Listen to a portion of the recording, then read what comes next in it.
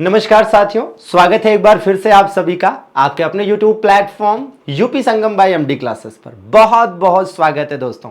तो साथियों, जैसा कि आप सब जानते हैं कि 2023 में यूपीपीएससी के द्वारा जो आरओ के पदों पर वैकेंसी निकाली गई थी, नोटिफिकेशन निकाली गई थी, ये कुल मिलाकर 411 पदों पर वैकेंसी थी साथियों। पहले तो मात्र 181 पदों पर थी, लेकिन फिर पदों की संख्या बढ़ाकर 411 कर दी गई। तो बहुत एक तरह से आप सभी लोग उत्साह में आए कि वाह, ये अच्छा है, अब मजा आएगा, 411 पद ठीक हैं। और आपको बता दें कि यहां पर खुशखबरी यह भी है कि पदों की संख्या अभी आगे और बढ़ सकती है और इसकी पूरी उम्मीद है। एक्चुअली में होता क्या है कि यूपीपीएससी के द्वारा जितने भी एग्जाम कराए जाते हैं, इसमें ये यूं समझ लीजिए कि लास्ट रिजल्ट आने तक के पहले तक भी वैकेंसीज की संख्या बढ़ा सकते हैं। और इस वजह से हम कह रहे हैं कि भैया पदों की संख्या हो सकता है इसमें और जुड़ जाए और संख्या ज्यादा देखने को मिले।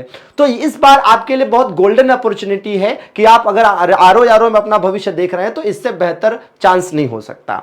साथियों, एग्जाम कब तक होगा इस बारे में मैं कहूंगा कि आपका एग्जाम अगस्त माह में पूरी तरह से संभावित है। जो आयोग की जिस तरह से उसकी तरफ से भाई एक तरह से स्टेटमेंट आए हैं या फिर जो कुछ भी अंदरूनी बातें पता चल रही हैं उसके हिसाब से पहले तो वो यूपीपीसीएस प्रीलिम्स का पेपर कराएंगे जुलाई में और उसके बाद जो है आरओ का पेपर कराएंगे। अब साथियों, इस सेशन में हम मुख्य रूप से उपस्थित हुए हैं आपके सामने इस बारे में बात करने के लिए कि जो पिछले आरओ के एग्जाम्स हुए हैं, जैसे 2016 का, 2017 का, 2021 का, उसमें कट ऑफ कितनी रही है और उसके हिसाब से आप अपना क्या टारगेट सेट करके चल सकते हैं। इसके साथ ही हम आपको यह भी डिस्कस करेंगे साथियों यहां पर कि जो 2023 आरओ का पेपर 11 फरवरी 2024 को हुआ था, तो इस पेपर में वैसे तो धांधली हुई और पेपर कैंसिल हो गया और अब री एग्जाम की बारी है।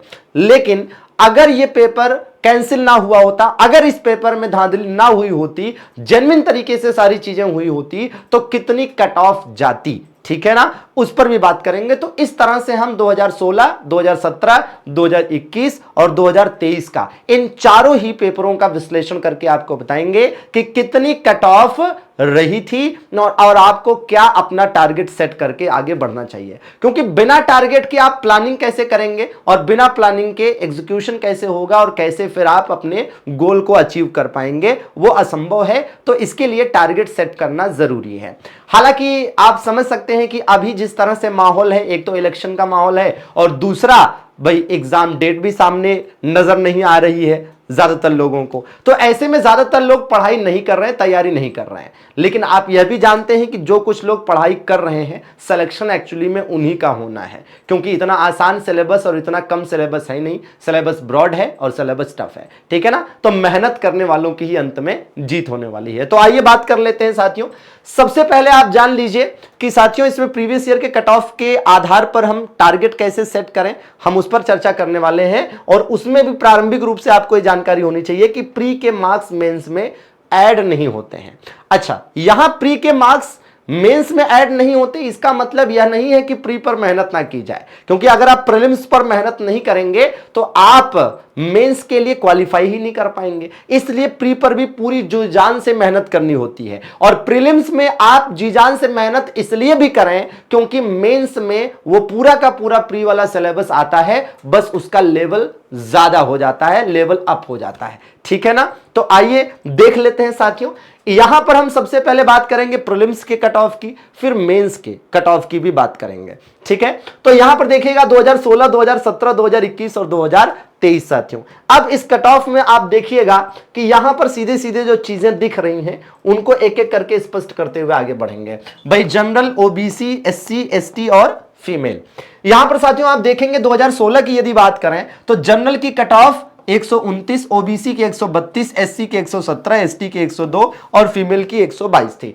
इसी प्रकार से 117 में आप देखेंगे तो क्रमशः 122, 122, 105, 84, 112 थी, ठीक है। और 2021 की बात करें, अब आप 2021 में देखेंगे तो 125, 127 इस तरह से लिखा हुआ है। तो ऐसा इसलिए लिखा हुआ है क्योंकि ऑफिशियल कट ऑफ जो है यूपीपीएससी की तरफ से जारी नहीं की गई थी। जो आरटीआई के थ्रू मिली जानकारी है और जो विभिन्न छात्रों के साथ बातचीत में जो ये पता चला है कि हाँ कितने पर सिलेक्शन हुआ, क्या चीजें हुई, तो उसके आधार पर यहां पर कट ऑफ हमने मेंशन करी है, ठीक है। और 2023 वाली कट ऑफ आप समझ रहे हैं कि हमने इस आधार पर लिखा है कि 2023 का पेपर यदि पूरी तरह से जेन्युइन हुआ होता तो इतनी जाती, ये एक्सपेक्टेड वाली है, ठीक है ना। तो अगर हम 2021 की बात करें साथियों तो जनरल ओबीसी 125 से 127, ठीक है, एससी 110 से 112, एसटी 90 से 92 और फीमेल 112 से 115। यहां एक चीज और स्पष्ट समझ लीजिए कि आप देख रहे होंगे 2017 में जो कट ऑफ है वो बाकियों की तुलना में थोड़ी कम है। तो ऐसा क्यों है भैया? ऐसा इसलिए है क्योंकि 2017 में 800 से ज्यादा पद थे, मतलब पदों की संख्या ज्यादा थी, इसलिए कट ऑफ थोड़ी कम गई थी। हालांकि 2017 में फिर मेंस में जाकर कट ऑफ ज्यादा हो गई थी, ठीक है ना। अच्छा, अब 2023 वाला भी जरा देख लीजिए कि अगर पूरी तरीके से जेन्युइन तरीके से ये पेपर हुआ होता, धांधली ना हुई होती, तो कट ऑफ इतनी जाती। जनरल ओबीसी को है ना लगभग एक समान रखा है, क्योंकि आजकल यूपीपीएससी के माध्यम से जो भी वैकेंसीज फिल होती हैं तो उसमें आप देखेंगे जनरल ओबीसी का लगभग एक ही कट ऑफ जाता है, ठीक है ना। अच्छा, और इसी प्रकार से आप देखेंगे कि भैया एससी का 107 से 112 जाता, एसटी का 94 से 99 और महिलाओं का 113 से 120, ठीक है ना। ये जेन्युइन तरीके से पेपर होता तब की बात कर रहे हैं, ठीक है। तो ये तो हो गई प्रीलिम्स की बात, ठीक है ना। और इसमें आप कंपेयर कर सकते हैं और चीजों को देख सकते हैं कि मोटी मोटा मामला जो है, अच्छा ये 200 में से है, तो यहां पर आप मोटी मोटा ये बात समझ पा रहे हैं कि जो जीएस के 140 क्वेश्चन होते हैं और हिंदी के 60 क्वेश्चन होते हैं, कुल मिलाकर 200 क्वेश्चन होते हैं। इन 200 में से जो कट ऑफ गई है अलग अलग वर्षों में, वो ऑन एन एवरेज 125 से 130 पर जा रही है, ऑन एन एवरेज 125 से 130 पर जा रही है। इसके हिसाब से आप अपना टारगेट सेट करें तो क्या टारगेट सेट करेंगे? अगर हम कहें कि इसमें एक टारगेट सेट करिए कि आप क्या टारगेट सेट करेंगे इसके हिसाब से, तो इसके हिसाब से आपका टारगेट यह होना चाहिए कि आप किसी भी हाल में 130 प्लस ले आएंगे। यह टारगेट आपका होना चाहिए कि किसी भी हाल में आप 130 प्लस ले आएंगे, जो ये पूरा डेटा आपको कह रहा है, ठीक है ना। तो आपने प्रीलिम्स का इस आधार पर 130 प्लस का टारगेट सेट कर लिया, ठीक है। आप चाहें तो 135 140 भी टारगेट सेट कर सकते हैं, ठीक है, ताकि आप कितने भी कम पर गिरे तो 130 तक तो आ ही जाए, ठीक है ना। अच्छा, अब हम बात करते हैं एआरओ की। तो एआरओ की कट ऑफ जो है आरओ के कंपैरिजन में थोड़ी सी कम रहती है, बहुत अंतर नहीं रहता है, थोड़ा ही कम रहता है, ठीक है। तो आप अगर एआरओ के लिए देख रहे हैं तो आपके लिए जरूरी है जानना कि भैया एआरओ के लिए वही लोग एलिजिबल होते हैं जिनके पास ओ लेवल या उसके इक्विवेलेंट सर्टिफिकेट होता है, ठीक है। और दूसरी बात, एआरओ की वैकेंसी में टाइपिंग टेस्ट भी होता है, ठीक है ना। तो यहां पर भी आप टारगेट, ठीक है, कम मत करिए। अगर आप एआरओ के लिए भी जाते हैं तो आप यहां पर भी 130 प्लस का ही टारगेट लेकर चलें, ठीक है। टारगेट कम नहीं होना चाहिए, टारगेट थोड़ा बड़ा रहना चाहिए ताकि थोड़ा कम भी अगर आए तो भी सिलेक्शन हो जाए, ठीक है।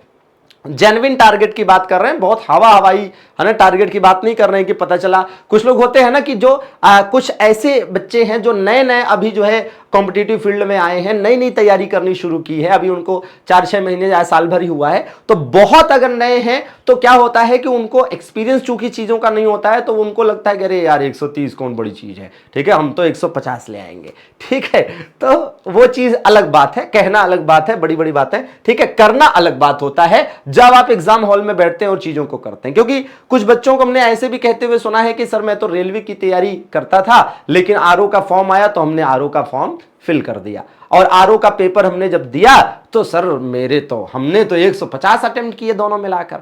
हमने कहा बहुत अच्छी बात है, 150 अटेम्प्ट किए, कितने सही हो जाएंगे? तो कहें सर 130 के आसपास सही हो जाएंगे। लेकिन वास्तव में आप जानते हैं कि फिर जब आंसर की आएगी है ना, और जब वो मिलाएंगे या फाइनल रिजल्ट आएगा तो पता चलेगा वो 130 नहीं बल्कि 105 110 पर आ गए, ठीक है ना। तो थोड़ा सा जेन्युइन लेकर चलना जरूरी है क्योंकि यथार्थता में जीना ज्यादा सही होता है। अब हम जरा मेंस की बात कर लेते हैं। मेंस के कट ऑफ की बात करें तो साथियों, तो मेंस का पेपर जो होता है कुल मिलाकर 400 नंबर का होता है। कितना? 400 नंबर का होता है। 2016 में अगर हम बात करें साथियों तो 2016 में जो कट ऑफ थी, ठीक है, 2016 की जो कट ऑफ है तो जनरल की 257, ओबीसी की 248, एससी की 237, एसटी की 226, फीमेल की 246। इसी प्रकार से 2017 का आप देख सकते हैं, 2021 का आप देख सकते हैं। तो ये जो कट ऑफ नजर आ रही है मेंस की, ठीक है, याद रहे कि प्री के मार्क्स मेंस में नहीं जुड़ते हैं। तो इसके आधार पर अगर हम यहां टारगेट सेट करें तो भैया आपको टारगेट क्या सेट करना चाहिए? तकरीबन क्या टारगेट सेट करना चाहिए? जो ये चीजें नजर आ रही हैं इसके हिसाब से आपको यहां पर टारगेट सेट करना चाहिए 280 का। ठीक है ना, 280 का या 280 प्लस का टारगेट सेट करना चाहिए, तकरीबन 275 से 280, ठीक है, इससे कम का टारगेट तो नहीं चलेगा भाई 400 में से, ठीक है। अच्छा जी, अब हम बात कर लेते हैं जरा एआरओ की। तो एआरओ की कट ऑफ की बात करें तो आरओ की कट ऑफ के कंपैरिजन में एआरओ की कट ऑफ में बहुत फर्क नहीं है, ठीक है। हाँ, जैसे लोगों को लगता है ना कि एआरओ में कंपटीशन कम है, ऐसा बहुत होता नहीं है। क्यों? क्योंकि एआरओ की पोस्ट आप देखेंगे जिस तरह से आती है और जिस तरह से प्रीवियस ईयर के डाटाज कह रहे हैं कि यहां भी आपको टारगेट उतना ही सेट करके चलना पड़ेगा। मतलब यहां पर कोई ऐसा, ठीक है, नहीं है कि हाँ आप आरओ के कंपैरिजन में एआरओ में सिलेक्शन लेना बहुत आसान है, बहुत हलवा है, तो ऐसा कुछ भी नहीं है। समझ पा रहे हैं आप? तो ये हमने आपको डाटाज दे दिए भैया कि किस प्रकार से आप अपने, है ना, पुराने जो एग्जाम्स हुए हैं आरओ के, उसके डाटा को देख लीजिए और उसके हिसाब से आप अपना एक टारगेट सेट करके सही दिशा में तैयारी को आगे बढ़ाइए, ठीक है ना। अच्छा, अब इस तैयारी में हम आपकी किस प्रकार से मदद कर रहे हैं अभी प्रेजेंट टाइम में, तो हमारे चैनल पर आप देख पाएंगे साथियों कि नियमित रूप से जीएस की क्लास शाम को 7 बजे और हिंदी की क्लास 8 बजे चल रही है। हालांकि ये क्लास ऑल एग्जाम के लिए है, ऑल यूपी एग्जाम के लिए है, क्योंकि अभी इस तरह से माहौल है तो हम उसमें ऑल यूपी एग्जाम के लिए क्लासेस दे रहे हैं। 7 बजे जीएस जो सभी यूपी के एग्जाम में काम आएगी और 8 बजे हिंदी, ठीक है ना। स्पेशल सेशन 7 बजे जीएस के होते रहते हैं। लेकिन अगर आप विधिवत तरीके से पूरे, है ना, अपने आप को पूरी तरह से डेडिकेटेड रखकर आरओ का सिलेबस बढ़िया तरीके से कंप्लीट करना चाहते हैं तो आपके लिए हमारे पास है यूपीपीएससी महापैक। अच्छा, ये एक शानदार सा बैच क्यों है? ये शानदार सा बैच इसलिए भी है क्योंकि इस बैच में न केवल आपकी यूपीपीएससी आरओ की तैयारी होती है, बल्कि इसी बैच में एक अलग सेगमेंट हमने दिया है। मतलब यूपीपीएससी आरओ की तैयारी के साथ, यूपीपीएससी आरओ के कोर्स के साथ इसमें आपको एक तरह से फ्री मिल रहा है इलाहाबाद हाई कोर्ट आरओ का पूरा कोर्स, है ना, यूपीपीएससी बीईओ का कोर्स और यूपीपीसीएस प्रीलिम्स का कोर्स। मतलब ये एक ऐसा बैच है जिसमें न केवल यूपीपीएससी आरओ बल्कि Allahabad high court RO, UPPSC prelims और साथ में आपकी भाई बीईओ की भी तैयारी हो जाएगी। अच्छा, ये ऐसा नहीं है कि चारों का सेम सिलेबस दिया गया है, इसमें चारों बैचेस अलग अलग हैं। मतलब आप जब इस बैच को लेंगे तो इसके अंदर आप देखेंगे कि एक बैच होगा आरओ का, ठीक है, यूपीपीएससी आरओ का, एक होगा इलाहाबाद हाई कोर्ट आरओ का, एक होगा यूपीपीएससी प्रीलिम्स का, एक होगा यूपीपीएससी बीईओ का, ठीक है ना। तो इसीलिए इसका नाम दिया गया है यूपीपीएससी महापैक। और यह यूपीपीएससी महापैक शानदार सा बैच लेने के लिए सिंपल प्रोसेस है कि आपको प्ले स्टोर पर जाना है, जहां से आपने व्हाट्सएप, फेसबुक वगैरह कभी ना कभी डाउनलोड किया होगा। तो वहां से साथियों आपको एमडी क्लासेस ऑफिशियल, क्या एमडी क्लासेस ऑफिशियल ऐप को डाउनलोड करना है, नाम नंबर डालना है, रजिस्टर कर लेना है। इसके बाद आप ऐप को ओपन करिएगा, वहां पर पेड कोर्सेज का ऑप्शन दिखेगा, उस पर क्लिक करके प्रोसेस फॉलो करिएगा, जो कुछ भी दिया होगा, ठीक है ना, और वहां से आप इसको परचेज कर सकते हैं। इसके अलावा अगर आप चाहें तो वहां पर आपको आरओ का एक यकीन बैच केवल मिल जाएगा, सेपरेट, केवल आरओ के लिए डेडिकेटेड, ठीक है। लेकिन ये बैच ज्यादा बेटर है क्योंकि इसमें और भी कोर्सेज आपको फ्री मिल रहे हैं, ठीक है। और इसके अलावा अगर कोई क्वेरी रह जाती है तो आप नीचे चल रहे हेल्पलाइन नंबरों पर कॉल या व्हाट्सएप कर सकते हैं, मंडे टू सैटरडे सुबह 10 से शाम 6 के बीच में। अगर इस सेशन के बाद भी कोई क्वेरी आपकी रह जाती है कट ऑफ वगैरह से रिलेटेड, तो आप बिल्कुल कमेंट बॉक्स में कमेंट करके बता सकते हैं। सभी का जुड़ने के लिए बहुत बहुत धन्यवाद। सेशन को लाइक भी कर दीजिएगा, जरूरतमंद साथियों के साथ शेयर भी करिएगा। धन्यवाद, थैंक यू वेरी मच।